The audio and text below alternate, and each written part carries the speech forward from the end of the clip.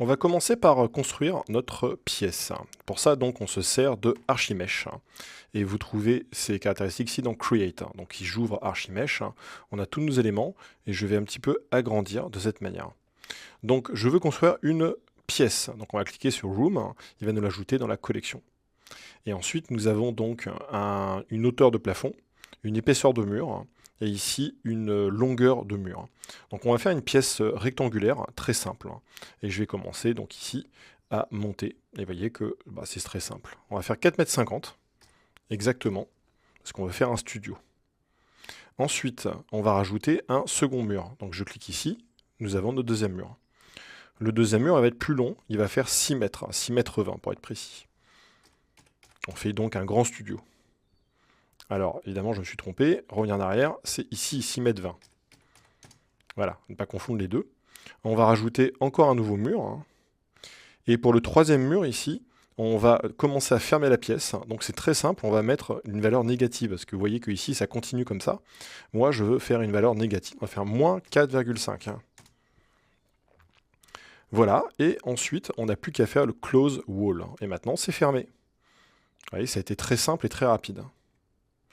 Ensuite, je voudrais créer un plancher. Donc ça, c'est floor. Donc maintenant, si on commence à regarder l'architecture ici, on a notre baseboard. Donc ça, c'est notre élément de base. Le floor et ici le room. Baseboard, précisément, c'est nos plinthes sur le côté.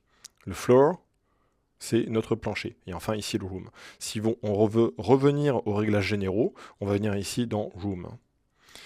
À partir d'ici, je voudrais maintenant avoir une épaisseur de mur. Donc on va faire 10 cm, on va faire 0,1. 0,1 et vous voyez que ça nous crée donc notre élément. Par contre, on a perdu notre baseboard. Donc on va chercher ici notre baseboard et lui mettre un peu plus d'épaisseur pour la récupérer à travers. Voilà. On va avancer comme ça et on va lui mettre une valeur assez faible quand même. On va mettre 0... Ouais, faites-le à l'œil environ, quelque chose comme ça, quoi. C'est pas mal comme plainte. Super, on est déjà pas mal, hein. Et ce qu'on voudra après, c'est ajouter notre ceiling. Donc si j'ajoute le ceiling, nous avons notre plafond. Et maintenant, nous avons une pièce complète. Si on regarde le ceiling, nous avons nos réglages ici. Et ce que je vais faire, c'est le rendre invisible dans notre viewport. Donc on ne va pas le cacher comme ça parce que ça va être pénible à naviguer. On va plutôt aller dans les propriétés ici. Et ensuite dans viewport display, je vais lui demander de display eye as wire.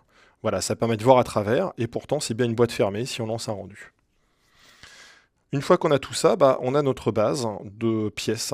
Très facile à changer, si vous le revenez dans Room, ici, et que vous changez vos différents paramètres, tout va s'adapter automatiquement. Vous pouvez également ajouter des wall covers, plein d'autres trucs intéressants. On reviendra là-dessus pour la suite.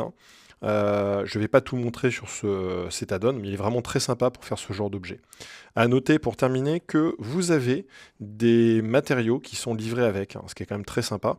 Et ils sont plutôt de bonne qualité et bien pensés. Donc si on va ici, dans Shader Editor, on va voir que nous avons des arborescences complètes pour le mur.